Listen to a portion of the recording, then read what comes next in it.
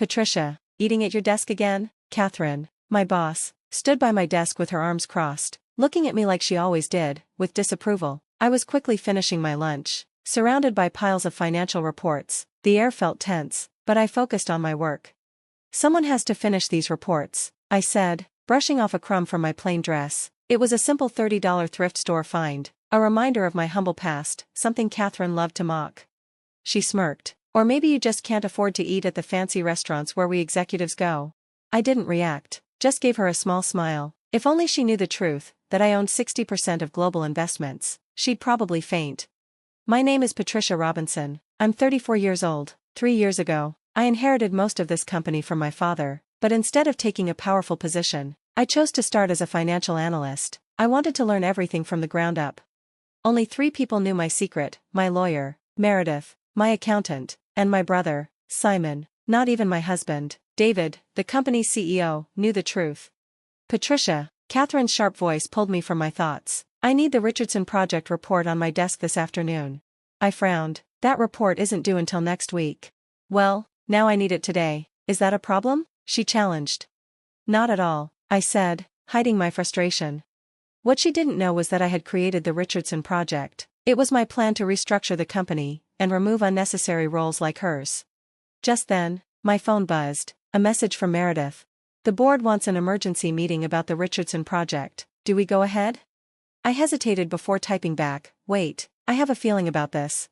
As I worked, I saw David walk across the office with his usual confidence. We had met 2 years ago at a charity event, where he thought I was just a regular donor. He liked the idea of marrying a simple, hardworking woman. What he didn't know was that I had been quietly assessing his performance as CEO all along. Catherine rushed up to him. David, can we talk about the Richardson Project? Of course, Catherine, in my office. He didn't even glance at me as he walked past. 2 hours later, Catherine returned, looking victorious. Patricia Robinson, gather your things, she said, smiling smugly. I looked up, confused. What? We found errors in your reports. You've been leaking confidential information about the Richardson Project. That's ridiculous, I protested. Is it? We have proof you accessed restricted files, she sneered. Of course, I had accessed them, I had created them. Catherine, this is a misunderstanding. Security, she called, ignoring me. Escort Miss Robinson out. As the guards approached, David appeared, pretending to look concerned. My anger burned. Patricia, sweetheart, David said, shaking his head like he was disappointed. I can't believe you would do this.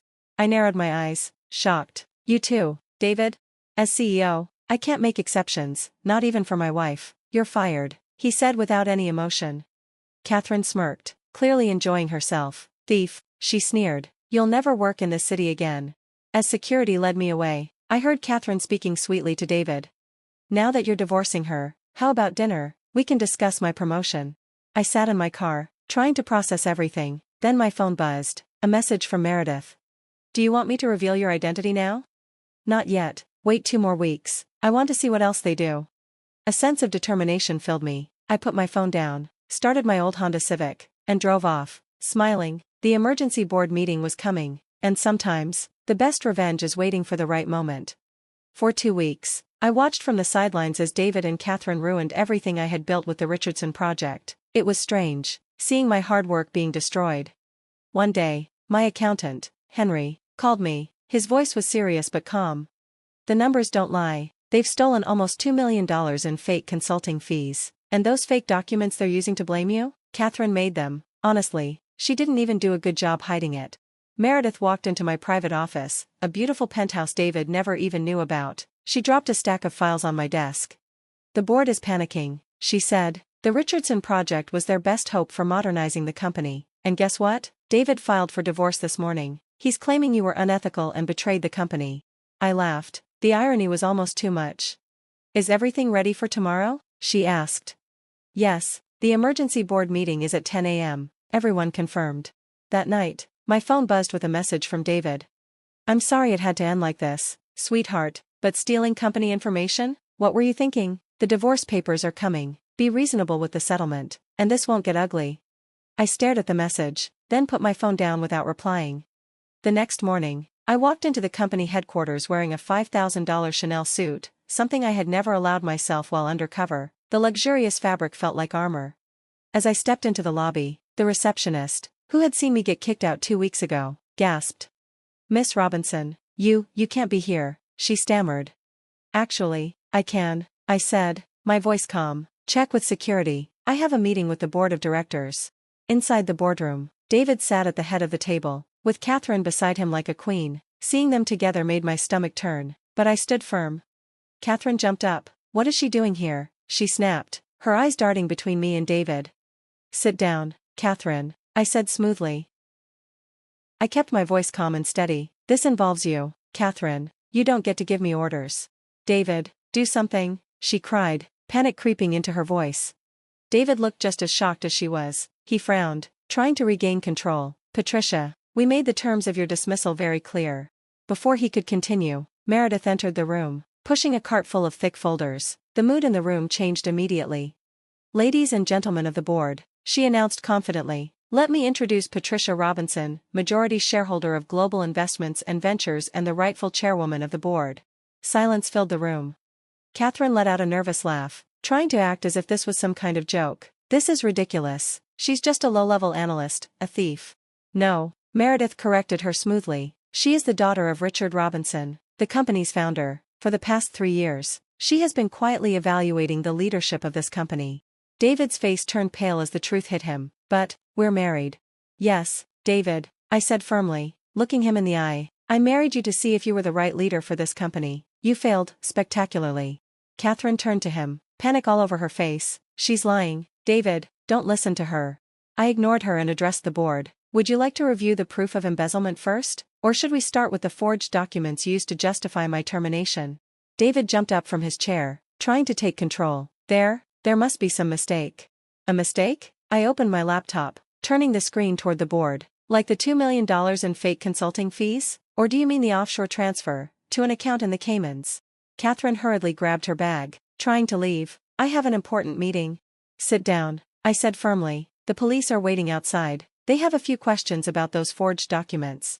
The board members sat in silence, some frantically taking notes as they processed everything.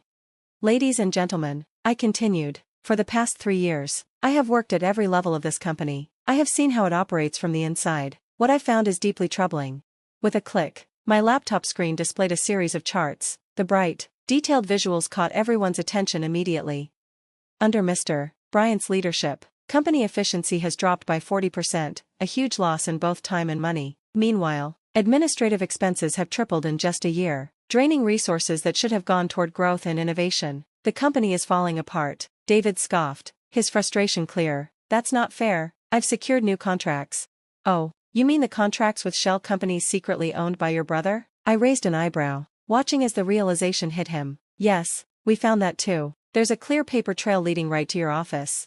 Meredith stepped forward, passing documents to the board members. Her voice remained professional and composed.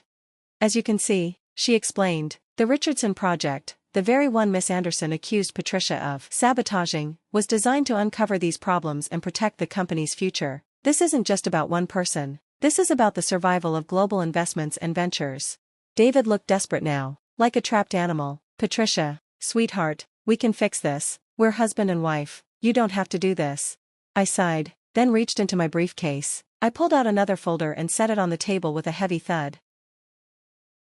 "About that," I said, letting my words sink in. "Here's my countersuit for divorce. It includes proof of your fraud, embezzlement, and unethical behavior during our marriage." David's face went pale. He looked shocked, afraid. You can't do this to me." "Oh, the same way you couldn't defend me when I was falsely accused? The same way you couldn't keep your hands off company money or stay faithful?" My voice was calm but firm. Every word hit like a stone dropping into water, sending ripples of tension through the room.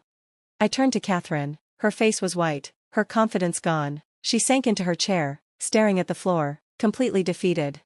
"As of this moment," I declared, "David Bryant and Catherine Anderson are officially fired. Security will escort you out."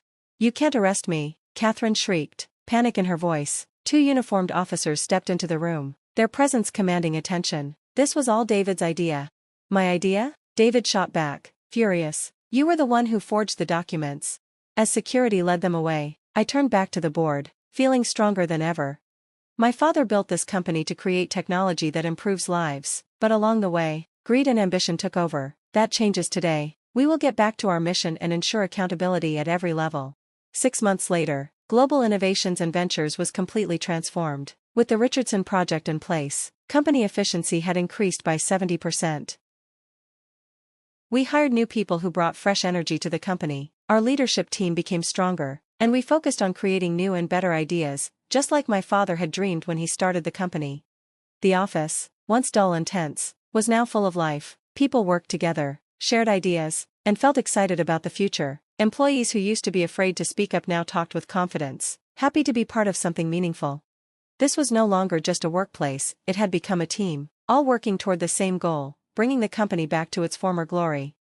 Meanwhile, David and Catherine were facing serious legal trouble for corporate fraud. Their careers were ruined, and they were waiting for their trial next month. Their past choices had finally caught up with them, proving that bad decisions always have consequences. The board made it clear, there was no room for dishonesty in our company. The company's values would always come first. David and Catherine had lost everything, their reputations destroyed beyond repair. As for me, I had moved back into my old office, but now, it was on the executive floor. It was a sign of how far I had come. I worked hard every day to bring the company back to its roots while also preparing it for the future. I still ate lunch at my desk. Just like before, some employees looked at me with surprise and respect, as if they saw how much I had fought for this company. To me, real leadership wasn't about having the biggest office, it was about staying connected to the team, sharing both successes and struggles. My father always said, power isn't in the title, it's in the actions. Over the past few months, I had learned how true that was. Leadership wasn't about having a fancy office or an important sounding role, it was about making the right choices, even when no one was watching. Sometimes, you have to lose everything, or at least pretend to, just to remember who you really are. Success isn't about fancy cars or big job titles. That's why I kept my 2010 Honda Civic. It reminded me of my journey, of everything I had learned along the way, about resilience, humility, and what truly matters. Because at the end of the day, what really counts isn't what you drive, it's where you're going. As I looked out my office window, watching the city move and grow, I felt ready. We would rebuild, we would reclaim our place, and we would create something great. The future was waiting, and I was ready for it.